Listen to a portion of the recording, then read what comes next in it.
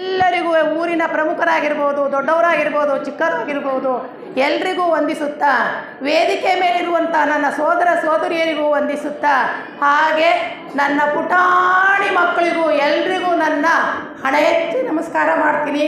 ಎಲ್ಲರೂ ಬನ್ನಿರಿ. 10 ನಿಮಿಷ ಹೇಳ್ತೀನಿ, ನಾನು ಜಾಸ್ತಿ ನಿಮ್ಮನ್ನು ತಲೆ ತಿನ್ನಲ್ಲ ಮಕ್ಕಳ. ನಾನು ಸೇವೆಯ ಆನಂದ ಅನುಭವ ಅನ್ನೋದು 2 ವಿಷಯನ ನಿಮ್ಮ ಹತ್ರ ಹಂಚ್ಕೋಬೇಕು ಅಂದರೆ ನಂಗೆ ತುಂಬ ಇಷ್ಟ. ನೋಡು, ಹುಟ್ಟುತ್ತೀವಿ, ಹೊರಟೋಗ್ಬಿಡ್ತೀವಿ. ಹುಟ್ಟೋದು ಯಾಕೆ? ಹುಟ್ಟೋದು ಖಂಡಿತ ಅಲ್ವಾ, ಮರಣನೂ ಖಂಡಿತ. ನಮಗೆ ಹುಟ್ಟಿದ ಮೇಲೆ ನಾವು ಹೋಗಲೇಬೇಕು, ಹೋದ್ಮೇಲೆ ಮತ್ತೆ ಹುಟ್ಟಲೇಬೇಕು. ಅನೇಕ ಜೀವನಗಳನ್ನು ಪಡ್ಕೊಂಡು ಬಂದಿದ್ದೀವಿ. ಎಷ್ಟು ಜೀವ ಪಡ್ಕೊಂಡು ಬಂದಿದ್ದೀವೋ ಗೊತ್ತಿಲ್ಲ. ಎಷ್ಟೋ ಜನ್ಮಗಳನ್ನು ಪಡ್ಕೊಬಂದು ನಾವು ಹುಟ್ಟಿದ್ದೀವಿ. ಇವಾಗ ಯಾರಿಗೆ ಹೆಂಡತಿ ಆಗಿದ್ರೋ, ಯಾರು ಗಂಡನಾಗಿದ್ರೋ, ಯಾರಪ್ಪ ಆಗಿದ್ರೋ, ಯಾರಮ್ಮ ಆಗಿದ್ರೋ ಏನೂ ಗೊತ್ತಿಲ್ಲ ನಮಗೆ. ಈಗ ವಾಸ್ತವದಲ್ಲಿ ನಾವು ಏನಿದ್ದೀವಿ ಅದೇ ನಮಗೆ ಗೊತ್ತಿರೋದು ಅಲ್ಲ ಮಕ್ಕಳ? ಓದ್ಬೇಕು ನೀವು, ಅದೇ ಬೇಕಾಗಿರೋದು ನನಗೆ. ಬೇರೆಯವ್ರದ್ದು ಏನು ಬೇಡ, ಮಕ್ಕಳದ್ದು ಮಾತ್ರ ಬೇಕು. ನಾವು ಯಾವಾಗಲೂ ಮರಣ ಬಂದೇ ಬರುತ್ತೆ. ಇವತ್ತಲ್ಲ ನಾಳೆ ನಾವು ಹೋಗಲೇಬೇಕು. ಅದಕ್ಕೆ ನಾವು ಸಿದ್ಧರಾಗಿರಬೇಕು. ಯಾವಾಗಲೂ ನಾವು ಮುಮ್ಮುಖವಾಗಿ ಯೋಚನೆ ಮಾಡಬೇಕು, ಹಿಂದಿನಿಂದ ಏನು ಯೋಚನೆ ಮಾಡಬಾರ್ದು. ಯಾಕೆ ಅಂದರೆ ಒಂದು ನದಿ ಹರಿಯುತ್ತೆ, ಹೆಂಗೆ ಹರಿಯುತ್ತೆ? ಮುಮ್ಮುಖನಾಗಿ ಹರಿದೋಗುತ್ತೆ ಅಲ್ವಾ? ಅಲ್ವೇನ್ರಪ್ಪ?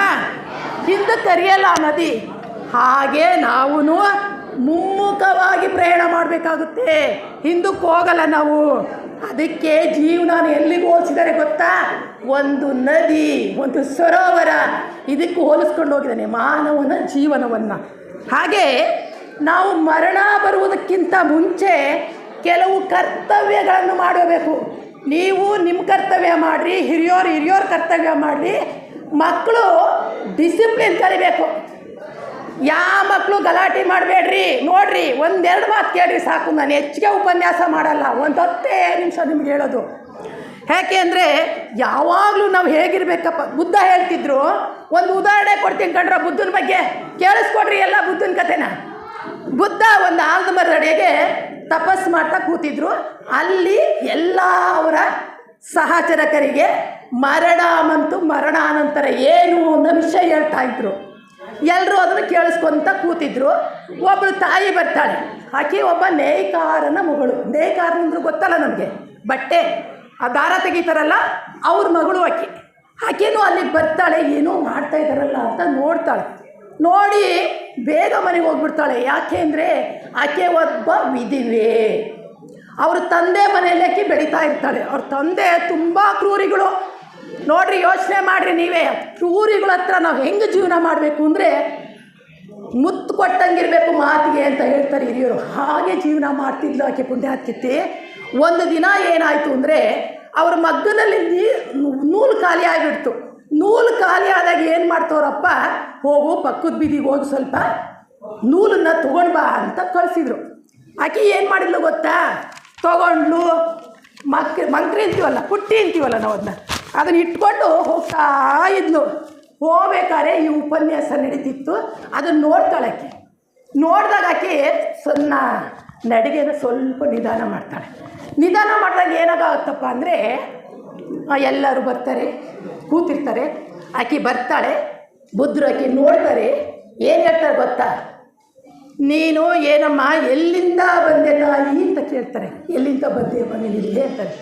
ಗೊತ್ತಿಲ್ಲ ಸ್ವಾಮಿ ಅಂತಾಳೆ. ಗೊತ್ತಿಲ್ವೇನಮ್ಮ ಅಂತ ಕೇಳ್ತಾರೆ. ಮತ್ತೆ ಗೊತ್ತಿದೆ ಸ್ವಾಮಿ ಅಂತಾಳೆ. ಮತ್ತೆ ಬುದ್ಧರು ಕೇಳ್ತಾರೆ, ಗೊತ್ತಿಲ್ವೇನಮ್ಮ ಅಂತಾರೆ. ಇಲ್ಲ ಸ್ವಾಮಿ, ಒಂದು ಸರಿ ಗೊತ್ತಿದೆ ಅಂತಾಳೆ, ಒಂದು ಸರಿ ಗೊತ್ತಿಲ್ಲ ಅಂತಾಳೆ. ಯಾಕೋ ವಿಚಿತ್ರವಾಗಿದೆಯಲ್ಲ ಅಂತ ಅಲ್ಲಿರೋ ಜನಗಳೆಲ್ಲ ಆಕೆನ ವಿಚಾರ ಮಾಡ್ತಾರೆ. ಆಕೆ ಏನು ಹೇಳ್ತಾಳೆ ಗೊತ್ತಾ? ಎಂದಾದ್ರೂ ಒಂದು ದಿವಸ ಸಾಯಬೇಕು, ಅದು ಖಚಿತ. ಆ ಮರಣ ಎಂದು, ಯಾವಾಗ, ಹೇಗೆ ಎಂಬುದನ್ನು ಹೇಳ್ತಾಳೆ. ಅವರೆಲ್ಲರಿಗೂ ತಲೆ ಹುಳ ಬಿಟ್ಬಿಡ್ತಾಳೆ. ಆಗ ಏನು ಮಾಡ್ತಾಳೆ ಗೊತ್ತಾ? ಆತರವಾಗಿ ಮನೆಗೆ ಬರ್ತಾಳೆ. ತಂದೆ ಕೋಪಿಸ್ಟ್ರು. ಏನು ಮಾಡ್ತಾಳೆ ಗೊತ್ತಾ? ಆಕೆ ಪುಟ್ಟಿ ಒತ್ಕೊತಾಳೆ, ಬರ್ತಾಳೆ. ಮಗ್ಗದ ಮೇಲೆ ಅಲ್ಲಿ ಇಡಕ್ಕೆ ಅಂತ ಹೋಗ್ತಾಳೆ. ಆ ಪುಟ್ಟಿ ಮಗ್ಗದ ಮೇಲೆ ಬಿದ್ದುಬಿಡುತ್ತೆ. ಬಿದ್ದಾಗ ಏನಾಗುತ್ತೆ ಅಂದರೆ ಮಗ್ಗದಲ್ಲಿ ಒಂದು ಕೋಲಿರುತ್ತೆ. ಆ ಕೋಲ್ ಬಂದು ಆಕೆಗೆ ಬಿಡುತ್ತೆ. ಆಕೆ ಅಲ್ಲಿ ಹಸು ಬಿಡ್ತಾಳೆ. ನೋಡ್ರಿ, ಮರಣ ಹೆಂಗೆ ಬರುತ್ತೆ ಅನ್ನೋದು ಎಷ್ಟು ಸುಂದರವಾಗಿರುತ್ತೆ ಅಂತಂದರೆ ಈ ಘಟನೆಯಿಂದ ನಾವು ತುಂಬ ತಿಳ್ಕೋಬೇಕು. ಎಲ್ಲರಿಗೂ ಮರಣ ಒಂದಿನ ಯಾವ್ಯಾವ ಥರ ಬರುತ್ತೆ ಅಂತ ನಾವು ತಿಳ್ಕೋಬೇಕು. ಅವಳಿಗೆ ಗೊತ್ತಿಲ್ಲದಂತೆ ಮರಣ ಬಂತು, ಬಾಹ್ಯ ಜೀವನ ಅಂತ್ಯ ಆಯಿತು. ಮರಣದ ಕಾಲದಲ್ಲಿ ಸಂತೋಷವಾಗಿತ್ತು ಆಕೆ ಜೀವನ. ಆಕೆಗೇನೂ ಗೊತ್ತಿರಲ್ಲ. ಹಾಗೆ ಬರಬೇಕು ಜೀವನದಲ್ಲಿ, ನಾವು ಹಂಗೆ ಮಾಡಿದರೆ ಹಂಗೆ ಸಾಯ್ತೀವಿ, ಅದನ್ನು ನಾವು ನೆನಪಿಟ್ಕೋಬೇಕು. ಆಮೇಲೆ ಭಯ ಇರಲಿಲ್ಲ ಆಕೆಗೆ, ಮರಣ ಒಂದು ಸ್ವಾಭಾವಿಕ ಅಂತಲೂ ಗೊತ್ತಿತ್ತು. ಆದ್ದರಿಂದ ನಾವೇನು ಮಾಡಬೇಕು ಗೊತ್ತಾ, ಇರುವಾಗಲೇ, ಜೀವನದಲ್ಲಿರುವಾಗಲೇ ನಮ್ಮ ಕೈಲಾದ ಅಳಿಲು ಸೇವೆಯನ್ನು ನಾವು ಮಾಡ್ಕೊಂತ ಹೋಗಬೇಕು. ನಾನು ಬಳದೆ ಅಂತ ದೊಡ್ಡದಲ್ಲ, ಎಲ್ಲರೊಳಗೂ ಒಂದಾಗು ಮಂಕುತಿಮ್ಮ ಅಂತ ಕವಿ ಹೇಳಿದ್ದಾರೆ. ಹಾಗೆ ಬದುಕಿ ತೋರಿಸ್ಬೇಕು ನಾವು. ನಾವೇನು ಕೋಟ್ಯಾಧಿಪತಿಗಳಲ್ಲ, ನಾವೇನು ಟಾಟಾ ಬಿರ್ಲಾ ಅಲ್ಲ. ನಮ್ಮ ಜೀವನಕ್ಕೆ ಎಷ್ಟು ಬೇಕೋ ಆ ಭಗವಂತ ಕೊಟ್ಟಿದ್ದಾನೆ, ಅದರಲ್ಲಿ ಒಂಚೂರು ಕೊಡೋಣ. ಯಾಕೆ ಅಲ್ವಾ? ನಮ್ಗೆ ಏನು ಗೊತ್ತಾ, ನಾವು ಪರರ ಹಿತ ಭಾವಿಸಿದರೆ ಅದು ಒಂದು ಉತ್ತಮವಾದ ಸೇವೆ ಅಂತಾಗುತ್ತೆ.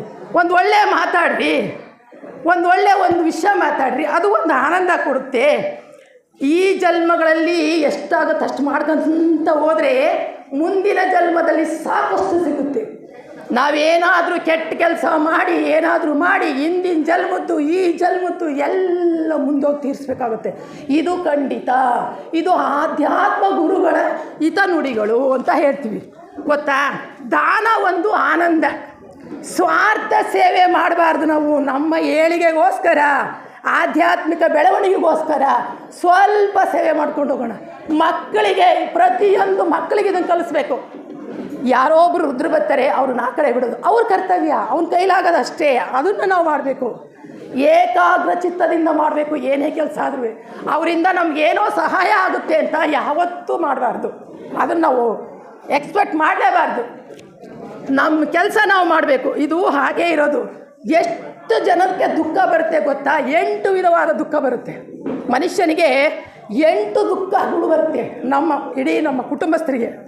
ಜನನದಿಂದ ದುಃಖ ಬರುತ್ತೆ, ವೃದ್ಧಾಪ್ಯದಿಂದ ದುಃಖ ಬರುತ್ತೆ, ರೋಗದಿಂದ ದುಃಖ ಬರುತ್ತೆ, ಮೃತ್ಯು ಸಮಯದಲ್ಲಿ ದುಃಖ ಬರುತ್ತೆ ಅಲ್ವಾ? ನಮಗೆಲ್ಲವೂ ಬರೋವಂಥವೇ. ಬಂಧು ಮಿತ್ರರ ವಿಯೋಗದಿಂದಲೂ ನಮಗೆ ದುಃಖ ಬರುತ್ತೆ.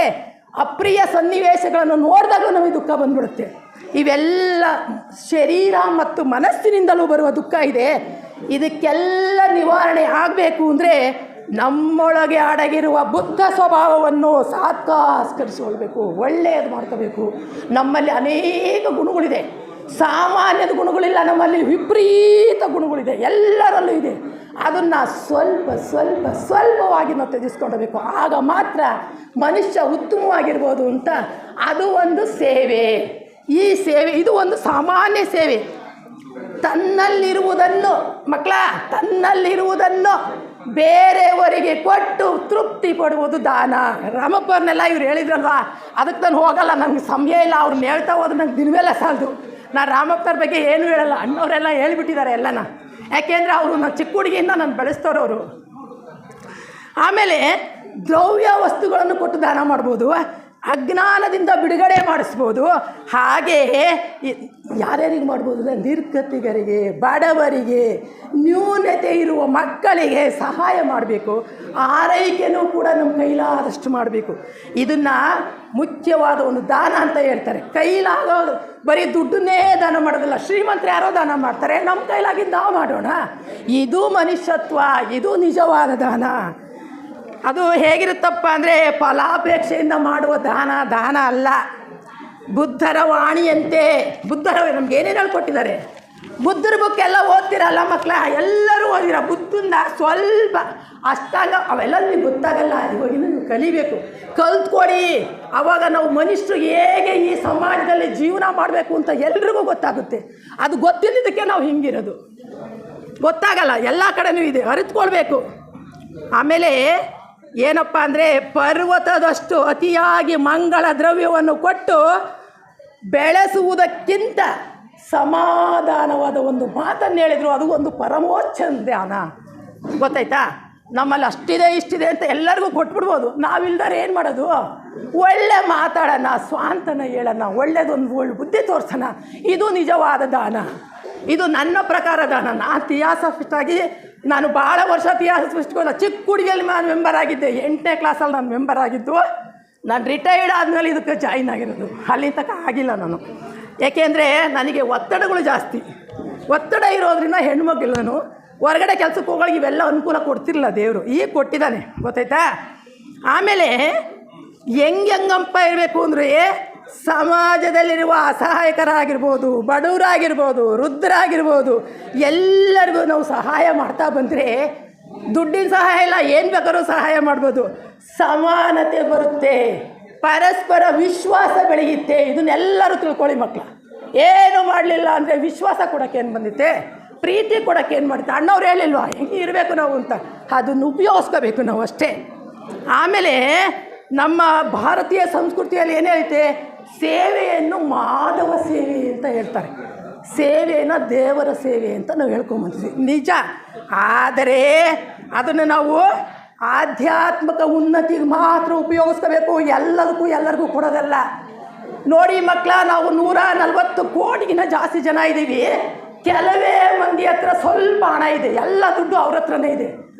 ಒಂದು ಮಗುಗೆ ಹಂಚಿದರೆ 8 ಕೋಟಿ ಚಿಲ್ಲರೆ ದುಡ್ಡು ಒಬ್ಬೊಬ್ಬರು ಮನುಷ್ಯನಿಗೆ ಪೂರ್ತಿ ಭಾರತೀಯನಿಗೆ ಬರುತ್ತೆ. ಇದೆಯಾ ನಮಗೆ? 8 ಕೋಟಿ ಯಾಕೆ, 10 ರೂಪಾಯಿನೇ ಇರೋಲ್ಲ ನಮ್ಮ ಹತ್ರ. ನೋಡಿ ಕೆಲವು ಮಂದಿ ಹೆಂಗೆ ಇಟ್ಕೊಂಡಿರ್ತಾರೆ, ಅದು ದಾನ ಅಲ್ಲ. ನಾನು ದುಡಿದು ನಾನು ಸಂಪಾದನೆ ಮಾಡಿ ಅದರಲ್ಲಿ ಕೊಡ್ತೀವಲ್ಲ ಒಂದು ಕಿಂಚಿತ್ತು, ಅದು ದಾನ. ಬೇರೆಯವ್ರು ಯಾರೋ ಮಾಡಿದ್ರು ಅದನ್ನು ನಾವು ಕೊಟ್ವಿ, ಅದು ದಾನ ಅಲ್ಲ. ಇನ್ನೊಬ್ಬರು ತಲೆ ಹೊಡೆದು ಇನ್ನೊಬ್ರಿಗೆ ಕೊಟ್ಟದ್ದು ದಾನ ಅಲ್ಲ. ಇದು ಒಳ್ಳೆ ನಡೆನುಡಿನೂ ಅಲ್ಲ, ಹೌದಾ. ಆಮೇಲೆ ನಾವು ಯಾವುದೇ ಕೆಲಸ ಮಾಡಲಿ ಸಮಚಿತ್ತದಿಂದ ಮಾಡಬೇಕು, ಸಮಚಿತ್ತದಿಂದ ಮಾಡಬೇಕು. ಸ್ಮರಣೆಯಲ್ಲಿ ಅದನ್ನ ಇಟ್ಕೋಬೇಕು, ಧ್ಯಾನದಲ್ಲಿ ಇಟ್ಕೋಬೇಕು. ಅದು ಒಂದು ಸೇವೆ, ಆನಂದ ಅಂತ ನಾವು ತಿಳ್ಕೊಬೋದು. ಸೇವೆ ಮಾಡೋದ್ರಿಂದ ಏನೇನು ಉಪಯೋಗ ಆಗುತ್ತೆ ಗೊತ್ತಾ? ಅಹಂಕಾರ ಇಲ್ದಂಗೆ ಆಗ್ಬಿಡುತ್ತೆ. ಅಹಂಕಾರ ಮನುಷ್ಯನಿಗೆ ನಾನು ನಾನು ನಾನು ಅಂತ ಇರುತ್ತಲ್ಲ, ಅದು ಇರೋದಿಲ್ಲ. ಅದಕ್ಕೆ ಸ್ವಲ್ಪ ಉದಾಹರಣೆ ನಾನು ಸ್ವಲ್ಪ ಚಿಕ್ಕ ಹುಡುಗಿನಲ್ಲಿ ಭಾಳ ರ್ಯಾಶು, ನನಗೇನು ಕಡಿಮೆ ಅಂತ. ಆದರೆ ಕೆಲವು ವರ್ಷಗಳ ನಂತರ ಅದನ್ನೆಲ್ಲ ಕೈ ಬಿಟ್ಬಿಟ್ಟಿದ್ದೀನಿ. ಯಾಕೆಂದರೆ ಇದು ಮನುಷ್ಯನ ಗುಣ, ನನಗೇ ಬೇಕು, ಅದು ಬೇಕು, ಇದು ಬೇಕು ಅಂತ ಕೂಡಿಟ್ಕೊತೀವಿ. ಅದು ಕೂಡಿಡೋದಲ್ಲ. ಇದಕ್ಕೆ ಉದಾಹರಣೆ ನೋಡ್ರಿ, ಇವರು ಅನಿಬೆ ಸೆಂಟಮ್ಮ. ಇವರು ಸಮಾಜ ಸುಧಾರಣೆಗೆ ಒತ್ತು ಕೊಟ್ಟಂಥ ಹೆಣ್ಣುಮಗಳು. ಈಕೆ ಒಬ್ಬಳೇ ಅಲ್ಲ, ಮದರ್ ತೆರೇಸಾ ಇದ್ದಾರೆ ಇವ್ರ ಜೊತೆಲಿ, ಗೊತ್ತಾಯ್ತಾ. ಸಾಲುಮರದ ತಿಮ್ಮಕ್ಕ ಇದ್ದಾರೆ, ಇವರೆಲ್ಲರೂ ಅಷ್ಟೇಯ. ಇವರು ಸ್ವಲ್ಪ ಆಧ್ಯಾತ್ಮದಲ್ಲಿ ಮುಂದಿದ್ದವರು. ಇವರು ಬಂದರು ಯಾಕಪ್ಪ ಅಂದರೆ ಸಮಾಜ ಸೇವೆನ ಕೊನೆವರೆಗೂ ಮುಡುಪಾಗಿಟ್ರು ಜೀವನನ. ಹೆಂಗಿಟ್ರು, ಆಕೆ ಇಂಗ್ಲೆಂಡಲ್ಲಿ ಬೆಳೆದಿತ್ತು, ನಮ್ಮ ಇತಿಹಾಸದವರಲ್ಲ. ಅಲ್ಲಿ ಬೆಳೆದು ಮಕ್ಕಳು ಓದಿರ್ತಾರೆ, ಹೈಸ್ಕೂಲ್ ಮಕ್ಕಳೆಲ್ಲ ಓದಿರ್ತಾರೆ ಅದನ್ನು. ಅಲ್ಲಿಂದ ಬಂದು ಭಾರತದಲ್ಲಿ ಬಂದು ಈ ಚೈತನ್ಯವನ್ನು ಇಲ್ಲಿ ಉಪಯೋಗಿಸ್ಕೊಂಡು ತಾನು 18 ಪತ್ರಿಕೆ ಏನು ಮಾಡ್ತಿದ್ಲಂತಕ್ಕೆ, ಅದರಲ್ಲಿ ಬಂದ ದುಡ್ಡೆಲ್ಲ ದಾನ ಮಾಡ್ತಿದ್ರಂತೆ. ಆಕೆ ಪಟ್ಟಷ್ಟು ಕಷ್ಟ ನಾವು ಯಾರೂ ಪಟ್ಟಿಲ್ಲ. ಗಂಡನ ಕಳ್ಕೊಂಡು 2 ಮಕ್ಕಳು ಕಳ್ಕೊಂಡು ಬಂದು ಇಂಡಿಯಾಕ್ಕೆ ಬಂದು ಕಾಂಗ್ರೆಸ್ ಅಧಿಕಾರಿ ಆದಲು, ಮುಖ್ಯಸ್ಥರಾದಲು. ಎಲ್ಲ ಆದಮೇಲೆ ಏನು ಮಾಡಿದ್ರು ಗೊತ್ತಾ, ಈ ಅಡಿಯಾರ್ನಲ್ಲಿ 150 ಎಕರೆ ಜಮೀನನ್ನು ಆಕೆ ತಾಯಿ ಹೆಂಗೆ ಕೊಂಡ್ಕೊಂಡ್ಲು. ಎಲ್ಲರ ಸಹಕಾರದಿಂದ, ಒಬ್ಬರೇ ಮಾಡೋಕ್ಕೇನೂ ಸಾಧ್ಯ ಇಲ್ಲ. ಎಲ್ಲರ ಸಹಕಾರದಿಂದ ಪಡ್ಕೊಂಡು ಇವತ್ತಿಗೂ ಅಲ್ಲಿ ಆಧ್ಯಾತ್ಮಿಕ ಕೇಂದ್ರ ಇದೆ. ಅನಿಬೆ ಸೆಂಟಮ್ಮ ಹುಟ್ಟಿದ್ದಲ್ಲಿ, ಬಂದಿದ್ದು ಇಲ್ಲಿ ಅವರು ಶರೀರ ಬಿಟ್ಟರು. ಅಲ್ಲಿದೆ ಅವ್ರದ್ದು ಶರೀರ ಹೋಗಿರೋದು ಇದೆ. ಆಮೇಲೆ ಏನಪ್ಪ ಮಾಡಬೇಕು ಅಂದರೆ, ಈ ಸೇವೆ ಮಾಡೋದ್ರಿಂದ ತುಂಬ ಕೋಪ ಹೋಗುತ್ತೆ, ಅಹಂಕಾರ ಹೋಗುತ್ತೆ. ನಮಗೆ ತುಂಬ ಅಹಂಕಾರ ಆದರೆ ಅದು ಇರಲ್ಲ, ಅದು ಹೊರಟೋಗುತ್ತೆ, ತಾನೇ ಹೋಗ್ಬಿಡುತ್ತೆ. ನೋಡಿರಿ ದೇವ್ರ ನಿಯಮ ಹೆಂಗಿದೆ ಅಂತ. ಹುಡ್ತಾರೋ ನೀವು ಸಾಯಬೇಕು ಅಂತ ಅದನ್ನು ತಿಳ್ಕೊಬೇಕು. ಮಕ್ಕಳಿಗೆ ಇಲಿಗಿಲಿಂದ ಅದನ್ನು ತರಬೇಕು. ಯಾಕ್ರೆ ಕೂಡಿಡ್ಬೋದು. ನನಗೂ ಭಾಳ ಆಸೆ ಇತ್ತು ಮೊದಲೆಲ್ಲ, ಇಷ್ಟು ಮಾಡಬೇಕು ಅಂತ. ಇವಾಗಿಲ್ಲ, ನನಗೆ ಏನೇನೂ ಇಲ್ಲ, ಗೊತ್ತಾಯ್ತಾ. ದೇವ್ರಿಗೆ ಅಲ್ಲಿಷ್ಟು ಕೊಡ್ತೀನಿ, ಅವ್ರಿಗಿಷ್ಟು ಕೊಡ್ತೀನಿ, ಹೋಗಲಿ ಬಿಡು. ನಾವು ಹುಟ್ಟಬೇಕಾದ್ರೆ ಅದು ತಂದಿಲ್ಲ, ಹೋಗ್ಬೇಕಾದ್ರೆ ಯಾರು ಒಯ್ಯೋದಿಲ್ಲ ಅದನ್ನು, ಹೌದಾ. ಎಲ್ಲ ಬಿಟ್ಟು ಹೋಗ್ತೀವಿ. ಒಂದು ಜನ್ರೇಷನ್ಗೆ ಇಟ್ಕೊಡ್ರಿ, ನಾವೇ ಅವ್ರನ್ನೆಲ್ಲ ಕಡ್ರು ಸುಡ್ರನ್ನ ಕೊಲೆಗಾರರು ಮಾಡೋದು. ಏನೂ ಇಲ್ಲ ಅಂದರೆ ದುಡ್ಕೊ ತಿಂತಾರೆ. ಯಾಕೆ ನಾವು ವ್ಯಥೆ ಪಡಬೇಕು? ಪ್ರತಿಯೊಬ್ಬ ಮಾನವನು ಮಕ್ಕಳನ್ನ ಹಂಗೆ ಬೆಳೆಸಬೇಕು. ಮಕ್ಕಳು ಬೆಳೆಸೋದ್ರಲ್ಲಿ ನಮ್ಮಲ್ಲಿದೆ, ಮನೇಲಿ ನಾವು ಬೆಳೆಸ್ತಾ ಇದ್ದೀವಿ ಅಂದರೆ ಹಂಗೆಲ್ಲ ಅಯ್ಯೋ ನಂಗೆ ಒಬ್ಬನೇ ಮಗ ಇದ್ದಾನೆ ತುತ್ತು ಮಾಡಿ ತಿನ್ನಿಸೋದು, ಇದೆಲ್ಲ ಅಲ್ಲ. ಇದು ಸಾಮಾಜಿಕ ಮೌಲ್ಯ ಅಲ್ಲವೇ ಅಲ್ಲ. ಅವರು ಉಪನ್ಯಾಸ ಮಾಡಿ ಎಷ್ಟೊಂದು ಇದು ಮಾಡಿದ್ರು ಗೊತ್ತಾ. ಅಮ್ಮ ತುಂಬ ಸೇವಾ ಕಾರ್ಯ ಮಾಡಿದರು. ಪ್ರಾಪಂಚಿಕ ಜೀವನ ಎಂದರೆ ಅನಿತ್ಯತೆಯಿಂದ ಆಧ್ಯಾತ್ಮಿಕ ಜೀವನ ಕಡೆಗೆ ಹೋಗುವುದೇ ಮನುಷ್ಯನ ನಿಜವಾದ ಧರ್ಮ ಅಂದರು. ಗೊತ್ತಾಯ್ತಾ? ಮಾನವ ವ್ಯವಹಾರ ಮಾಡಬೇಕಾದ್ರೆ ತನ್ನ ಸ್ವಾರ್ಥಕ್ಕಾಗಿ ಸ್ವಲ್ಪ ಇಟ್ಕೋಬೇಕು, ಪರರಿಗೋಸ್ಕರ ಅಪಾರ ಇಟ್ಕೋಣ. ನಮಗೆ ಸ್ವಲ್ಪ ಇಟ್ಕೊಂಡ್ರೆ ಸಾಕು ನಾವು ಜೀವನ ಮಾಡೋಕ್ಕೆ. ದುಡಿಯೋಣ, ಸ್ವಾರ್ಥವಾಗಿ ದುಡಿಬೇಕು, ಯಾರು ಇಲ್ಲದ್ರೆ ಏನೂ ಆಸೆ ಮಾಡಲ್ಲ. ಆದರೆ ಸ್ವಲ್ಪ ಇಟ್ಕೋಣ, ಮಿಕ್ಕಿದ್ದೆಲ್ಲ ಹಂಚ್ಕೊಳ್ಳೋಣ, ಎಲ್ಲರೂ ಚೆನ್ನಾಗಿರ್ತಾರೆ. ಯಾಕೆ ಜಗಳ ಸ್ಟಾರ್ಟ್ ಆಗ್ತವೆ? ಆಗೋದಿಲ್ಲ. ನಾವು ನಮ್ಮನೇ ಜಯಿಸಲ್ಲ ಅಂದರೆ ಪಕ್ಕದ ಮೇಲೆ ನಾವು ಹೆಂಗೆ ಜಯಿಸ್ತೀವಿ ಹೇಳ್ರಿ? ಸಾಧ್ಯವೇ ಇಲ್ಲ. ಇದಕ್ಕೆ ಗಲಾಟೆ, ಗದ್ದಲ, ಹೊಡೆದಾಟ, ಬಡದಾಟ ಆಗೋದು ಅದಕ್ಕೆ. ಅದನ್ನು ಸ್ವಲ್ಪ ಕಮ್ಮಿ ಮಾಡ್ಕೊಂಬಂದರೆ ಅದೆಲ್ಲ ಸರಿ ಹೋಗುತ್ತೆ. ಇದು ಒಂದು ದಾನ. ದಾನಗಳಲ್ಲಿ ಅತಿ ಶ್ರೇಷ್ಠ ದಾನ. ನಾವೆಲ್ಲ ತಿಳ್ಕೋಬೇಕು ಈ ಚಿಂತನೆಗಳನ್ನು. ಮಾಡುವ ಕೆಲಸವನ್ನು ಪೂರ್ತಿಯಾಗಿ ಮಾಡುವುದು ಒಂದು ದಾನ, ಅದು ಒಂದು ಕಲೆ ಅಂತಾರೆ. ಮಾಡುವ ದಾನವನ್ನು ದೇವರು ಈ ಕೆಲಸವನ್ನು ಪೂರ್ತಿ ಮಾಡುವುದು ಒಂದು ಕಲೆ. ದೇವರು ಕಲಾಶಿಲ್ಪ, ಅವನೆಲ್ಲ ಮಾಡೋದು ಕಲಾಶಿಲ್ಪ. ಅವನು ಎಲ್ಲದನ್ನು ಮಾಡಿಸ್ತಾನೆ ನಮ್ಮ ಕೈಲಿ. ಪ್ರಾಪಂಚಿಕ ಜೀವನ ತ್ಯಾಗದ ಮೇಲೆ ನಿಂತಿರೋದು. ಇಲ್ಲಾಂದರೆ ಏನೇನೋ ಆಗೋಗ್ಬಿಡ್ತಿದ್ವಿ. ಹೌದಾ? ಒಂದು ಜನರೇಷನಲ್ಲಿ, ಒಂದು ಯುಗದಲ್ಲಿ ಅರಬ್ಬಿ ಸಮುದ್ರ ದೇಶ ಮನುಷ್ಯರಿದ್ರಂತಲ್ಲಿ. ಇವಾಗ ಇದೀವ ಹಾಗೆ ಯುಗ ಕಳೆದಂಗೆ 450 ಕೋಟಿ ವರ್ಷಗಳ ನಂತರ ಎಲ್ಲ ಭಸ್ಮ ಆಗೋಗುತ್ತೆ, ಅದಂತೂ ಗ್ಯಾರಂಟಿ. ಇದು ಯುಗಗಳ ಮಾತು, ಆಧ್ಯಾತ್ಮದ ಮಾತು. ಹಾಗೆ ಅದನ್ನು ಗುರುಗಳು ಹೇಳ್ತಾರೆ, ಕಷ್ಟದ ಹೆಜ್ಜೆ ಇಲ್ಲವರಿಗೆ ಮಾತ್ರ ಸಹಾಯ ಮಾಡು. ಕಷ್ಟದಲ್ಲಿ ಯಾರಿದಾರೆ ಅವ್ರಿಗೆ ಸಹಾಯ ಮಾಡು. ಸತ್ಕಾರ್ಯದಲ್ಲಿ ಉತ್ತಮ ಸೇವೆ ಮಾಡು. ಸದ್ಭಕ್ತಿಯನ್ನು ಬೆಳೆಸ್ಕೊ ಅಂತ ಹೇಳ್ತಾರೆ. ಪರಮಾತ್ಮ ಹೇಳೋದು ಒಂದಾದರೆ ನಾವೇ ಒಂದು ಮಾಡ್ತೀವಿ. ಗೊತ್ತಾಯ್ತಾ? ಏಕೆಂದರೆ ನಮಗೆ ಜ್ಞಾನ ಗೊತ್ತಿರಲಿಲ್ಲ, ಗುರುಗಳು ಅದನ್ನೆಲ್ಲ ನಮ್ಗೆ ಹೇಳ್ಕೊಟ್ಟಿರಲಿಲ್ಲ. ನಾವು ಬೆಳೆಸ್ಕೊಂಡಾಗ ಮಾತ್ರ ಅದು ಬರುತ್ತೆ. ಫಸ್ಟು ನೀನು ತಿದ್ದುಕೋ, ಅವಾಗ ಪಕ್ಕದಲ್ಲಿ ತಿದ್ಕೊತಾರೆ. ನಾನೇ ತಿದ್ಕೊಳ್ಳಿಲ್ಲ ಅಂದರೆ ಪಕ್ಕ ಬಿಡಮ್ಮ ಆಯಮ್ಮನೇ ಸರಿ ಇಲ್ಲ, ಬೇರೆಯವ್ರಿಗೆಲ್ಲ ಹೇಳ್ತಾಳೆ ಅಂತಾರೆ. ಅದು ಬೇಡ. ತನ್ನನ್ನು ತಾನು ತಿದ್ದಿಕೊಂಡಾಗ ಅದು ಒಂದು ಉತ್ತಮವಾದ ಸೇವೆ ಆಗುತ್ತೆ ನೋಡಿರಿ. ಈ ಸೇವೆಗಳಲ್ಲಿ ಎಷ್ಟೊಂದಿದೆ ಗೊತ್ತಾ? ದೇವರಿಗೆ ಯಾವ್ದು ಬೇಕಿಲ್ಲ ಅದು ನಮಗೂ ಬೇಕಿರಲ್ಲ, ವಾಪಸ್ ಕೊಟ್ಬಿಡ್ತಾನೆ ನಮಗೆ. ಇದು ಸರಿ ಇಲ್ಲ ನೀನು ತಂದಿರೋದು ಅಂತ ಅವನು ವಾಪಸ್ ನಮಗೆ ಕೊಟ್ಬಿಡ್ತಾನೆ. ಅವನು ವಿಶ್ವಕರ್ಮನಾದ ದೇವರು, ಸೇನಾಧಿಪತಿ ಅವನು. ಅವನಿಗೆ ಅಪಜಯಗಳು ಮುಖ್ಯವಲ್ಲ. ನಮ್ಮನ್ನೇನು ಯಾರೇನಾರು ಅಂದ್ಕೊಳ್ಳಿ, ನಮ್ಮ ತ್ಯಾಗ ಮನೋಭಾವ ನಮ್ಮನ್ನು ಭಗವಂತನ ಯಜ್ಞ ಪಶುವನ್ನಾಗಿ ಮಾಡುತ್ತಂತೆ. ಭಗವಂತ ನಮಗೆ ಕೊಡ್ತಾನೆ, ಎಷ್ಟೋ ಕೊಡ್ತಾನೆ ಗೊತ್ತಾ? ಎಷ್ಟು ಕೊಡ್ತಾನೆ? ಬೇಕಾದಷ್ಟು ಕೊಡ್ತಾನೆ. ನಾವೇನು ಮಾಡಬೇಕು ಗೊತ್ತಾ? ಒಂದು ಕೊಡಲಿ, ಒಂದು ಹುಳಿ ತೊಗೊಂಡು ನಾವು ಹೇಗೆ ಕುಟ್ಟಿ ಅದನ್ನು ಒಂದು ಮೂರ್ತಿ ಮಾಡ್ತೀವೋ ಹಾಗೆ ಪರಮಾತ್ಮ ಪ್ರತಿಯೊಂದು ಮನುಷ್ಯನ ಮಕ್ಕಳನ್ನ ತಿದ್ದಿ ತೀಡ್ತಿರೋದು. ಇಷ್ಟು ಮಕ್ಕಳು ಬಂದಿದ್ದಾರೆ ಅಂದರೆ ಇದರಲ್ಲಿ ಒಂದು 10 ಜನ ತಿಳ್ಕೊಳ್ಳಿ ಸಾಕು. ಒಂದು ಊರಿಗೆ ಒಬ್ಬ ಒಳ್ಳೆಯ ಮನುಷ್ಯ ಇದ್ದರೆ ಅವ್ರನ್ನ ನೋಡಿ ತಿಳ್ಕೊತಾರೆ. ಒಂದು ಊರಿನಲ್ಲಿ 4 ಮಕ್ಕಳು ಓದಿದ್ದಾರೆ ಅಂದರೆ ಅವರು ವಿದ್ಯಾವಂತರಾಗ್ತಾರೆ. ಅವರ ನಡೆ ನುಡಿ ಆಚಾರ ವಿಚಾರ ಎಲ್ಲ ಚೇಂಜ್ ಆಗೋಗುತ್ತೆ. ನಾನೇನೋ ದೊಡ್ಡವನು ಅಂತ ಅಂದ್ಕೋಬಾರ್ದು. ಎಲ್ಲ ಮಕ್ಕಳು ಒಂದೇ, ಎಲ್ಲರೂ ನಾವು ಒಂದೇ. ಒಂದಾನೊಂದು ಜನ್ಮದಲ್ಲಿ ಇಷ್ಟೊಂದು ಜನ ನಾವು ಇಲ್ಲಿ ಕೂತ್ಕೊಂಡಿಲ್ಲ ಕೂತ್ಕೊಂಡಿದ್ದೀವಲ್ಲ, ಅದು ಭಗವಂತನಿಗೆ ಕೇಳಿಸಿರುತ್ತಂತೆ. ಅಲ್ಲಿ ರೆಕಾರ್ಡ್ ಆಗಿರುತ್ತದೆಲ್ಲ. ನಾವು ಏನೇ ಒಂದು ಕೆಲಸ ಕೆಟ್ಟದ್ದಾಗಲಿ ಒಳ್ಳೆಯದಾಗಲಿ ಮಾಡಿದ್ರೆ ಭಗವಂತನಿಗೆ ಅದು ರೆಕಾರ್ಡ್ ಆಗಿರುತ್ತೆ.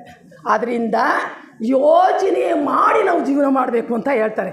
ಈಗ 150 ವರ್ಷಗಳಾಯ್ತು ಇವ್ರು ಥಿಯಾಸಫಿ ಸೊಸೈಟಿ ಸ್ಟಾರ್ಟ್ ಮಾಡಿ. ಅವಾಗಿಂದ ಜನಗಳು ಎಷ್ಟೋ ಜನ ಒಳ್ಳೆಯವರಾಗಿದ್ದಾರಲ್ವಾ? ಥಿಯಾಸಫಿ ಜ್ಞಾನ ಹೆಂಗಿದೆ?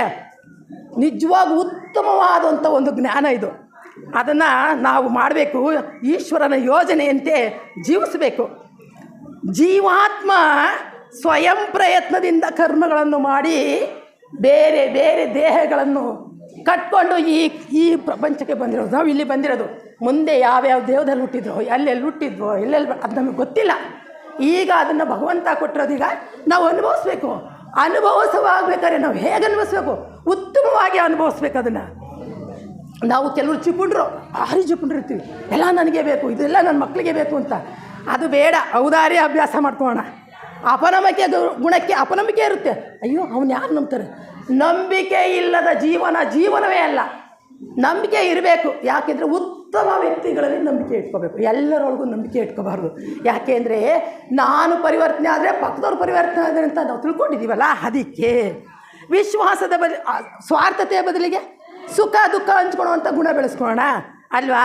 ಅದರಲ್ಲಿ ಮುಂದಿನ ಜನ್ಮದಲ್ಲಿ ನಮಗೆ ಒಳ್ಳೆಯದಾಗುತ್ತೆ ಅಂತ ನಮ್ಮ ಗುರುಗಳು ಹೇಳ್ಕೊಟ್ಟಿರೋದು. ಇದು ಸನಾತನ ವಿದ್ಯೆ. ಇದು ಸನಾತನ. ಅನಿಬೆಸೆಂಟಮ್ಮ ಸನಾತನದೊಂದು ಬುಕ್ ಬರೆದ್ರು, ಎಷ್ಟು ಚೆನ್ನಾಗಿದೆ ಗೊತ್ತೇನ್ರಿ ಅದು ಬರ್ದಾರಲ್ಲ ಅವರು. ಅದನ್ನು ಓದಿದರೆ ಏನಿದೆ ಈ ಜೀವನದಲ್ಲಿ ಅಂತ ಅನ್ನಿಸ್ಬಿಡುತ್ತೆ ನಮಗೆ. ಏನೂ ಇಲ್ಲ, ಮಾಡಬೇಕಾದ ಕೆಲಸವನ್ನು ಅರೆಮನಸ್ಸಿನಿಂದ ಮಾಡಬಾರ್ದು, ಉತ್ತಮವಾಗಿ ಮಾಡಬೇಕು. ಇದು ಅನಿಬೆಸೆಂಟಮ್ಮನರ ಸಿದ್ಧಾಂತ. ಬುದ್ಧ ಹೇಳ್ತಾನೆ, ಧನ ಯಾವ ವ್ಯಕ್ತಿಯ ಆಸ್ತಿಯಲ್ಲ. ನೋಡ್ರಿ, ನಮ್ಮ ಹತ್ರ ಏನಿದೆ ದ್ರವ್ಯ ಮಂಗಳುಗಳೆಲ್ಲ ಅದು ನಮ್ಮದಲ್ಲ, ಅದು ಭಗವಂತನ ಆಸ್ತಿ. ಸೇವೆಗಾಗಿ ಇರುವ ಸಾಧನ ಅಂತ ಭಾವಿಸ್ಕೋಬೇಕಂತ ನಾವು. ಅದು ಸೇವೆಗೋಸ್ಕರ ಇರೋದು. ಭಾಳಷ್ಟು ಕೊಟ್ಟಿರ್ತಾನಲ್ಲ, ನಾವು ಹೋಗ್ತೀವಿ, ತಗೊಂಡೋಗ್ತೀವಿ ಹೋಗ್ಬೇಕಾರೆ, ಇಲ್ವಲ್ಲ, ಎಲ್ಲ ಬಿಟ್ಟು ಹೋಗ್ತೀವಿ. ಅದಕ್ಕೆ ಯಾಕೆ ಅದನ್ನು ಕೂಡಿಟ್ಟು ಹೋಗಬೇಕು? ಕೂಡಿಟ್ಟಾಗ ಏನು ನಮಗೇನು ಒಂದು ವರ್ಷ ಅಲ್ಲಿ ಕಳಿಸಲ್ಲ. ನಾವೇನು ಮಾಡೋಗಿರ್ತೀವಿ, ಒಳ್ಳೆಯದು ಕೆಟ್ಟದ್ದು ಅದು ಮಾತ್ರ ನಮ್ಮ ಹಿಂದೆ ಬರುತ್ತೆ, ಬೇರೆ ಏನೂ ಬರೋದಿಲ್ಲ ಅಲ್ವಾ. ಅವರ ಅಂಥ ಪುಣ್ಯಾತಿಥಿ ಬಟ್ಟೆ ಒಂದು ಜೀವನ ಮಾಡ್ತಿದ್ರಂತೆ ನೋಡ್ರಿ. ಅನಿಬೆಸೆಂಟಮ್ಮ ಕಡೆಗೆ ಒಂದು ಸಂಸ್ಥೆ ಕಟ್ಟಿದ್ರು ನೋಡ್ರಿ. ಆಕೆ ಅಂತಾಳಂತೆ, ಮುಂದಾಲೋಚನೆಯಿಂದ ಹಣ ಶೇಖರಿಸಬಾರ್ದು. ಯಾಕೆ ಅಂದರೆ ಅವನು ಕೊಡ್ತಾನೆ ಆ ಪರಮಾತ್ಮ ಅಂತ ನಂಬಿಕೆ ಇರುತ್ತೆ ಆಕೆಗೆ. ಅವ್ರು ಏನು ಮತ್ತೆ ಒಂದು ನದಿ ಇರುತ್ತೆ, ನದಿ ಪಕ್ಕಕ್ಕೆ ಹೋಗ್ಬಿಟ್ಟು ಬಾವಿ ತೋಡೋಕ್ಕೆ ಪ್ರಯತ್ನ ಪಟ್ಟರೆ ನದಿನೇ ಪಕ್ಕದಲ್ಲಿ ಇರ್ಬೇಕಾದ್ರೆ ಬಾವಿ ಯಾಕೆ ತೋಡಬೇಕು? ಹಾಗೆ ಅನಿಬೆಸೆಂಟಮ್ಮ ಹೇಳ್ತಿದ್ರಂತೆ. ಇಂಗ್ಲೆಂಡಿನಲ್ಲಿ ಹುಟ್ಟಿದ್ರು, ಭಾರತದಲ್ಲಿ ಬಂದರು. ಆ ಎಮ್ಮಂದು ಒಂದೇ ಚರಿತ್ರೆ ಅಲ್ಲ, ಇನ್ನೂ ಕೆಲವು ಚರಿತ್ರೆಗಳನ್ನು ನಾನು ಹೇಳ್ತೀನಿ. ಆಕೆ ಏನಂದ್ಲು ಗೊತ್ತಾ ಒಂದು ಮಾತು, ವರ್ಲ್ಡ್ ಈಸ್ ಮೈ ಕಂಟ್ರಿ. ಈ ಪ್ರಪಂಚವೇನಿದೆ ಇದೆಲ್ಲ ನಂದೇ ನಾಡು ಅಂದರು. ಹಾಗೆ ತಿಳ್ಕೋಬೇಕು, ಮಕ್ಕಳಿಗೆ ಹಾಗೆ ಬೀಜವನ್ನು ಬಿತ್ತಬೇಕು. ಇವು ನಾವೆಲ್ಲ ಒಂದೇ, ಅವ್ರು ಕಂಡ್ರೆ ಇವ್ರಿಗಾಗಲ್ಲ, ಇವ್ರು ಕಂಡ್ರೆ ಅವ್ರಿಗೆ. ಅದು ಹೋಗಬೇಕು, ಅದು ಹೋದಾಗ ಮಾತ್ರ ಉತ್ತಮ ಸಮಾಜ ನಿರ್ಮಾಣ ಆಗುತ್ತೆ. ಆಮೇಲೆ ಟ್ರೂತ್ ಈಸ್ ಮೈ ರಿಲೇಷನ್, ಎಲ್ಲ ನಂತೆ, ಸತ್ಯವೇ ನನ್ನ ಮತ ಅಂದರು. ನೋಡ್ರಿ, ಮಕ್ಕಳ, ನಾನು ನಿಮಗೆ ಹೇಳ್ತಿರೋದು, ಇವ್ರಿಗೆ ಯಾರಿಗೂ ಹೇಳ್ತಾ ಇಲ್ಲ, ನಾನು ಹೇಳ್ತಿರೋದು ನಿಮಗೆ, ಗೊತ್ತಾಯ್ತಾ? ಆಮೇಲೆ ಇನ್ನೊಂದೆರಡು ಒಳ್ಳೆ ಉದಾಹರಣೆ ಹೇಳ್ತೀನಿ ನೋಡ್ರಿ. ನಿಮಗೆ ಉದಾಹರಣೆಗಳನ್ನು ಹೇಳಿಸ್ಬೇಕು ಅಂದರೆ ಕಲ್ತ್ಕೊಡ್ರಿ ನೀವು. ಆಮೇಲೆ ಏನು ಮಾಡ್ತಾರೆ ಗೊತ್ತಾ, ಅವರು ಭಾಳ ವರ್ಷ ಇಲ್ಲೇ ಜೀವನ ಮಾಡಿದರು. ಒಂದಿನ ಪ್ರಾಣ ಬಿಟ್ಟರು. ಅವಾಗ ಅವ್ರಿಗೆ ಭಗವದ್ಗೀತೆಯನ್ನು ಇಂಗ್ಲೀಷಿಗೆ ತರ್ಜುಮೆ ಮಾಡಿದ್ರು ಅನಿಬೆಸೆಂಟಮ್ಮ. ನೋಡ್ರಿ, ಭಗವದ್ಗೀತೆ ನಾವು ಕನ್ನಡದಲ್ಲಿರೋದ ಇಂಗ್ಲೀಷಿಗೆ ತರ್ಜುಮೆ ಮಾಡಿದರೆ ಅದನ್ನು ಯಾರು ಮಾಡಿದ್ರು ಅಂದರೆ ಅನಿಬೆಸೆಂಟ್. IAS ಅಧಿಕಾರಿಗಳಿಗೆ ಒಂದು ಕ್ವಶನ್ ಕೊಟ್ಟಿದ್ರು 4-5ನೇ ವರ್ಷದಲ್ಲಿ, ಯಾರೂ ಬರ್ತಿರ್ಲಿಲ್ವಂತೆ. ಓದಿದ್ದು IAS ಎಕ್ಸಾಮ್ ಬರೆಯೋಕ್ಕೆ ಹೋಗಿದ್ರು, ಒಂದು ಆನ್ಸರ್ ಬಂದಿರಲಿಲ್ವಂತ ಅದಕ್ಕೆ. ಅದನ್ನು ಬರೆದವರು ಅನಿಬೆಸೆಂಟಮ್ಮ ಇಂಗ್ಲೀಷ್ಗೆ. ಶ್ವೇತ ಸರಸ್ವತಿ ಅಂತ ಹಾಕಿ ಬಿರುದು ತೊಗೊಂಡು ಅನಿಬೆಸೆಂಟಮ್ಮ. ನೋಡಿ ಮಕ್ಕಳ, ಎಂತೆಂಥದ್ದಿರುತ್ತೆ ಕೇಳಿಸ್ಕೊಡ್ರಿ. ಇವೆಲ್ಲ ನಿಮಗೆ ಇದು ಒಂದು ವಾಕ್ಯನೂ ನಿಮ್ಗೆ ಎಂದಾದರೂ ಒಂದಿನ ಬರುತ್ತೆ, ತಿಳ್ಕೊಬೋದು ನೀವು. ಯಾಕೆ ನಾವು ಪೂಜೆಗಳೆಲ್ಲ ಮಾಡ್ತೀವಿ ಅಲ್ವಾ, ಮಾಡೋಣ, ಇಷ್ಟೇ ನಮ್ಮ ಅನಾದಿ ಕಾಲದಿಂದಲೂ ಮಾಡ್ಕೊಂಬಂದಿದ್ವಿ. ಆದರೆ ಉತ್ತಮ ಪೂಜೆ ಯಾವುದು? ಗುರು ಹಿರಿಯರನ್ನು ನೋಡ್ಕೊಳ್ಳೋದು, ಅಕ್ಕಪಕ್ಕರನ್ನು ನೋಡ್ಕೊಳ್ಳೋದು, ಮಕ್ಕಳನ್ನ ನೋಡ್ಕೊಳ್ಳೋದು, ರುದ್ರನ್ನ ನೋಡ್ಕೊಳ್ಳೋದು, ಇವನ್ನೆಲ್ಲ ನೋಡ್ಕೊಂಬಂದರೆ ಅದೇ ಒಂದು ಸರಸ್ವತಿ ಪೂಜೆ ಅಂತ ಅಂದ್ಕೊಳೋಣ. ಏನು ಗಂಟೆ ಹೊಡೆದಿದ್ದೆ, ದೀಪ ಬೆಳಗಿದ್ದೆ, ಊದ್ಗಡ್ಡಿ ಬೆಳಗ್ಗೆ ವಾರ ಮಾಡಿದ್ದೆ, ಅದರಲ್ಲಿ ಏನೂ ಇಲ್ಲ. ಮಾಡೋದು ಆಮೇಲೆ ಮಾಡೋದೆಲ್ಲ ಹೋಗಿ ಮಾಡಿಬಿಡೋದು. ಇದು ತಪ್ಪು. ಇದನ್ನು ಬ್ರಹ್ಮ ಸಮಾಜ ಒಪ್ಪೋದಿಲ್ಲ. ಯಾವ ಸಮಾಜನೂ ಇದನ್ನು ಒಪ್ಪೋದಿಲ್ಲ. ಬ್ರಹ್ಮ ಸಮಾಜ ಒಂದೇ ಅಲ್ಲ, ಯಾವ ಸಮಾಜನೂ ಇದನ್ನು ಒಪ್ಪೋದಿಲ್ಲ. ಪ್ರೇಮದಿಂದ ಏನು ಬೇಕು ಅಣ್ಣ ಹೇಳಿದ್ರು, ಪ್ರೇಮ ಪ್ರೀತಿ ಅಂತ, ಅದರಿಂದ ಮಾಡುವಂಥ ಸೇವೆ ಬಹುದೊಡ್ಡ ಸೇವೆ ಅಂತಂದ್ರು ಅವರು. ಇನ್ನೊಬ್ಬರ ತಪ್ಪುಗಳನ್ನು ಎತ್ತಿ ಆಡುವುದಕ್ಕಿಂತ ನೋಡಿ, ನಾವು ಮಾಡೋದೇ ಬದುಕು. ಬೇರೆಯವ್ರ ತಪ್ಪು ಬೇಗ ನಮ್ಮ ಮನೇಲಿ ಎಷ್ಟೇ ತಪ್ಪಿರಲಿ ಎಲ್ಲ ಮುಚ್ಕೊಂಡಿರ್ತೀವಿ, ಪಕ್ಕದ ಮನೆಯವ್ರದ್ದು ಹೇಳೋಕೆ ಹೋಗ್ತೀವಿ. ನಾನೇ ಸರಿ ಇಲ್ಲ, ಪಕ್ಕದ ಮನೆಯವ್ರದ್ದು ಹೇಳೋವಂಥದ್ದು ಏನು ಕೊಟ್ಟಿದ್ದಾನೆ ಅಧಿಕಾರ ಪರಮಾತ್ಮ? ಏನೂ ಇಲ್ವಲ್ಲ. ಅದನ್ನು ಆಡಬಾರ್ದು. ಅದನ್ನು ತನ್ನನ್ನು ತಾನು ತಿದ್ದಿಕೋ, ನಿಜವಾದ ಪರಿಣಾಮ ಬೀರುತ್ತೆ ಅಂತ ಹೇಳ್ದ ಭಗವಂತ. ಅದನ್ನು ನಾವು ತಿಳ್ಕೊಬೇಕು. ಸರಿ ತಪ್ಪು ನಾವು ನೀವು ಬಿಟ್ಬಿಡೋಣ, ಹೌದಾ?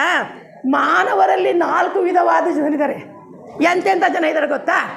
ಕತ್ತಲೆಯಿಂದ ಕತ್ತಲೆ ಕಡೆಗೆ, ಕತ್ತಲೆಯಿಂದ ಬೆಳಕಿನ ಕಡೆಗೆ, ಬೆಳಕಿನಿಂದ ಕತ್ತಲೆಯ ಕಡೆಗೆ, ಬೆಳಕಿನಿಂದ ಬೆಳಕಿನ ಕಡೆಗೆ. ಇದನ್ನು ನಮ್ಮ ಅಣ್ಣರೊಬ್ರು ಹೇಳ್ತಾರೆ, ನಮ್ಮ ಇತಿಹಾಸದಲ್ಲಿ ತುಂಬ ಚೆನ್ನಾಗಿ ಹೇಳ್ತಾರೆ ಅವರು. ಅವ್ರ ಬಾಯಿನಲ್ಲಿ ಕೇಳಬೇಕು ಆ ಮಾತುಗಳ, ಅಷ್ಟು ಚೆನ್ನಾಗಿ ಹೇಳ್ತಾರೆ. ಕತ್ತಲೆಯಿಂದ ಕತ್ತಲೆ ಕಡೆಗೆ ಅಂದರೆ ಏನು ಅರ್ಥ ಆಗಲಿಲ್ಲ. ಅನಾಗರಿಕರು ಹಾಗೇ ಬೆಳೆದು ಬಂದಿರ್ತಾರೆ, ಹಾಗೇ ಇದ್ಕೊಂಡು ಹೋಗ್ಬಿಡ್ತಾರೆ, ಅವ್ರು ಹಾಗೇ ಬೆಳೆದ್ಬಿಡ್ತಾರೆ. ಅದನ್ನು ತಿದ್ದೋಕೆ ಆಗಲ್ಲ ಯಾರ ಕೈಲಿದೆ. ಬೆಳಕಿನಿಂದ ಕತ್ತಲೆ ಕಡೆಗೆ ಸ್ವಲ್ಪ ತಿಳ್ಕೊಂಡಿರ್ತಾರೆ ಮನುಷ್ಯ, ನನಗೆಲ್ಲ ಆಗುತ್ತಿದೆ ಅಂತ ಹೇಳ್ಬಿಡ್ತಾರೆ. ಅವು ಮತ್ತೆ ಕತ್ತಲಿಗೆ ಹೋಗ್ತಾನೆ ಅವನು. ಆ ಥರ ಮನುಷ್ಯರು ಇರ್ತಾರೆ. ಬೆಳಕಿನಿಂದ ಕತ್ತಲೆ ಕಡೆಗೆ, ಕತ್ತಲೆಯಿಂದ ಬೆಳಕಿನೆಡೆಗೆ. ಗೊತ್ತಿರಲ್ಲ. ಈ ಗ್ರಾಮಪ್ಪವ್ರದ್ದು ಹೇಳಿದ್ರಲ್ಲ ಉದಾಹರಣೆ, ಇವರೆಲ್ಲ ಅವರು ಕತ್ತಲೆಯಿಂದ ಬೆಳಕಿನೆಡೆಗೆ ಬಂದಂಥ ಮನುಷ್ಯರು, ಮಾನವರು, ದೇವರ ಚೈತನ್ಯರು. ಇವರನ್ನ ಕತ್ತಲೆಯಿಂದ ಬೆಳಕಿನೆಡೆಗೆ ಬಂದವರು ಅನ್ನೋ ಗುಂಪಿಗೆ ಸೇರಿಸ್ಬೋದು. ಅವರನ್ನು ಬೆಳಕಿನಿಂದ ಬೆಳಕಿನೆಡೆಗೆ ಉತ್ತಮವಾಗಿ, ಕೆಲವು ಮನೆಯಲ್ಲಿ ಮಕ್ಕಳನ್ನ ಎಷ್ಟು ಸಂಸ್ಕಾರದಿಂದ ಬೆಳೆಸಿರ್ತಾರೆ. ಇಷ್ಟನ್ನೇ ಮಾಡಬೇಕು, ಅಜ್ಜ ಅಜ್ಜಿ ನೋಡ್ಕೋಬೇಕು, ತಂದೆ ತಾಯಿನ ಬೈಬಾರ್ದು. ಯಾರ ಮನೆಯಲ್ಲಿ ಕೊಳಕು ಮಾತುಗಳನ್ನು ಆಡಲ್ವೋ ಆ ಮಕ್ಕಳು ಮುಂದೆ ಚೆನ್ನಾಗಿ ಬೆಳೀತಾರೆ. ತಂದೆ ತಾಯಿನ ಅನುಕರಣೆ ಮಾಡ್ಕೊಂಡೆ ಮಕ್ಕಳೆಲ್ಲ ಕಲಿಯೋದು. ಅವರೆಲ್ಲೂ ಕಲಿಯಲ್ಲ. ಹೊರಗಡೆ ಎಷ್ಟೊತ್ತಿರ್ತಾರೆ, ಒಂದು 5 ಗಂಟೆ ಇರ್ತಾರೆ ಹೊರಗಡೆ ಸ್ಕೂಲ್ಗಳಿಗೆ. ಬರೋದೆಲ್ಲ ಎಲ್ಲಿ? ಮನೆಗಳಲ್ಲಿ ಅವ್ರಿಗೆ ಸಂಸ್ಕಾರ ಅದು ಇದು ಕೊಟ್ಟರೆ ಉತ್ತಮವಾದ ಒಂದು ಸೇವೆ ಆಗುತ್ತೆ ದೊಡ್ಡವ್ರಿಗೆ. ಅದು ಒಂದು ಸೇವೆ ಅಂತ ನಾವು ತಿಳ್ಕೊಳ್ಳೋಣ. ಯಾಕೆ ತಿಳ್ಕೊಬೇಡು? ಮಲ್ಲಾಡಿಹಳ್ಳಿ ಸ್ವಾಮಿಗಳು ತಗೊಳ್ರಿ, ಅವ್ರೇನು ಮಾಡಿದ್ರು? ಸೇವೆ ಸೇವೆ ಸೇವೆ ಅಂತ ಪ್ರತಿ ಕ್ಷಣದಲ್ಲೂ ಸೇವೆ ಮಾಡಿ ಹೊರಟೋದ್ರು. ಅವರು ಇದಕ್ಕೊಂದು ಉದಾಹರಣೆ ಆಗ್ತಾರೆ. ಗೊತ್ತಾಯ್ತಾ? ಅವರು ಭಾರಿ ಸೇವೆ ಮಾಡಿದರು. ಜನಸೇವೆಯೇ ಜನಾರ್ದನ ಸೇವೆ ಅಂದರು. ಅವರು ಜನಸೇವೆ ಮಾಡಿದ್ರೆ ಆ ಭಗವಂತನಿಗೆ ತೃಪ್ತಿ ಆಗುತ್ತೆ, ಅದೇ ಸೇವೆ ಅಂದರು. ಆದರ್ಶಪೂರ್ಣ ಜೀವನವನ್ನು ಮುಡಿಪಾಕಿಟ್ರು. ಆಮೇಲೆ ಅವ್ರು ಕೈಲಾಸ ಸೇರಿಕೊಂಡ್ರು. ಹೌದಾ? ಯಾರ ಬಲವಂತಕ್ಕೂ ನಾವು ಮೆಚ್ಚುಗೆಗೆ ಸಹಾಯ ಮಾಡೋದಲ್ಲ, ಸೇವೆ ಮಾಡೋದಲ್ಲ, ಹೃದಯದಿಂದ ಹೊರಗಡೆ ಬರಬೇಕದು ಸೇವೆ ಮಾಡೋದು. ಬುದ್ಧಿವಂತಿಕೆಯಿಂದ ರೂಪುಗೊಳ್ಬೇಕು ಅಂತ ಹೇಳ್ತಾರೆ ಹಿರಿಯರು. ಹಾಗೆ ಒಂದು ಉದಾಹರಣೆ ಹೇಳ್ತೀನಿ ಮಕ್ಕಳ, ಇದನ್ನು ಕೇಳಿಸ್ಕೊಡ, ಇದು ಭಾಳ ಚೆನ್ನಾಗಿದೆ. ಒಂದು ನದಿ ಇತ್ತು. ಒಂದು ನದಿನಲ್ಲಿ ಒಬ್ಬ ಸನ್ಯಾಸಿ ಸ್ನಾನ ಮಾಡ್ತಾ ಇದ್ರು. ಸ್ನಾನ ಮಾಡ್ತಾ ಇರ್ಬೇಕಾದ್ರೆ ಏನಾಯಿತು ಅಂದ್ರೆ ಅದೊಂದು ಚೇಳು ಬಂತು. ಆ ಚೇಳು ಏನು ಮಾಡುತ್ತೆ ಗೊತ್ತಾ? ಆ ಸ್ವಾಮೀಜಿ ಸ್ನಾನ ಮಾಡ್ತಾ ಇರ್ತಾರಲ್ಲ, ಕುಕ್ಕು ಬಿಡುತ್ತೆ ಕೈನ. ಕುಕ್ಕದಾಗ ಏನು ಮಾಡ್ತಾರೆ ಅವರು? ಕೈ ಬಿಟ್ಬಿಡ್ತಾರೆ. ಅಯ್ಯೋ ಹೋಯ್ತಲ್ಲ ಅಂತ ಹೇಳ್ಬಿಟ್ಟು ಆ ಸನ್ಯಾಸಿ ಹಾಗೋ ಹೀಗೋ ಮಾಡಿ ಅದನ್ನು ದಡಕ್ಕೆ ತರ್ತಾರೆ. ಆ ಚೇಳನ್ನ ದಡಕ್ಕೆ ತರ್ತಾರೆ. ಆ ದಡದಲ್ಲಿ ಕೂತ್ಕೊಂಡು ಒಂದು 2-3 ಜನ ನೋಡ್ತಾ ಇರ್ತಾರೆ. ಏನಪ್ಪ ಈ ಸ್ವಾಮಿ ಬುದ್ಧಿ ಇದೆಯೋ ಇಲ್ವೋ, ಆ ಚೇಳು ಅಷ್ಟು ಕುಕ್ಕಿದ್ರು ತಂದು ದಡಕ್ಕೆ ಬಿಟ್ಬಿಟ್ಟಲ್ಲ ಅಂತಾರೆ. ಆಗ ಹೇಳ್ತಾರೆ ಆ ಸನ್ಯಾಸಿ, ಎಂಥ ಮಾತು ಹೇಳ್ತಾರೆ ಕೇಳಿಸ್ಕೊಳ್ರಿ ಪುಟ್ಟ. ಅವ್ರು ಹೇಳ್ತಾರೆ, ನೀರಿನಲ್ಲಿ ಬಿದ್ದು ಸಾಯುವ ಸ್ಥಿತಿಯಲ್ಲಿದ್ದರೂ ಅದ್ರ ಗುಣ ಅದು ಬಿಡಲ್ಲ. ಕುಟ್ಕೋದೇ ಅದ್ರ ಗುಣ ಅದು ಬಿಟ್ಟಿರಲ್ಲ ಅಲ್ವಾ? ಚೇಳು ಕುಟ್ಟೋದು ಬಿಡುತ್ತಾ? ಅದ್ರ ಗುಣ ಅದು. ಅದಕ್ಕೆ ಸ್ವಾಮೀಜಿ ಹೇಳಿದರು, ಸನ್ಯಾಸಿಗಳು ಹೇಳಿದರು, ಅದು ಮಾಡೋ ಗುಣ ಅದು ಮಾಡ್ತು. ನಾನೇನು ಮಾಡ್ತಾಯಿದ್ದೀನಿ ಗೊತ್ತಾ? ಸಾಯುವ ಸ್ಥಿತಿಯಲ್ಲಿದ್ದರೂ ತನ್ನ ಗುಣ ಅದು ಬಿಡಲಿಲ್ಲ, ಅದ್ರ ಹುಟ್ಟು ಗುಣ. ಕಷ್ಟದಲ್ಲಿರುವವರಿಗೆ ಸಹಾಯ ಮಾಡುವುದು ನನ್ನ ಗುಣ ಅಂದರು ಸ್ವಾಮೀಜಿ. ಎಂಥ ಗುಣ ಹೇಳಿದ್ರು? ಕಷ್ಟದಲ್ಲಿತ್ತು ಅದಕ್ಕೆ ನಾನು ಸಹಾಯ ಮಾಡಿದೆ, ಅದು ನನ್ನ ಗುಣ. ಯಾರು ಏನಾರ ಮಾಡ್ಕೊಳ್ಳಿ ಬಿಡಿ, ನಮ್ಮ ಗುಣ ನಾವು ಬೆಳೆಸ್ಕೊಂಡು ಹೋಗೋಣ ಅಲ್ವಾ ಮಕ್ಕಳ? ಸರಿನಾ? ಇದನ್ನು ಪಾಲಿಸ್ಕೊಂಡು ಹೋಗ್ರಿ ಶಾಲೆಗಳಲ್ಲಿ. ನೀವು ಬೇರೆಯವ್ರು ಯಾರೋ ಮಾಡ್ತಾರೆ ಏನೋ ಆಗುತ್ತೆ ಅಂತ ಯಾರೂ ಯೋಚನೆ ಮಾಡಬೇಡ್ರಿ.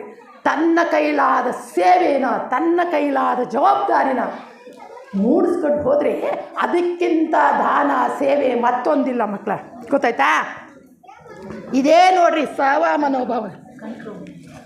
ಸಮಯ ಆಗೋಯ್ತಾ? ಇವರೆಲ್ಲ ನನ್ನ ಸಮಯ ತೊಗೊಂಬಿಟ್ರಲ್ಲ. ಹೌದಾ?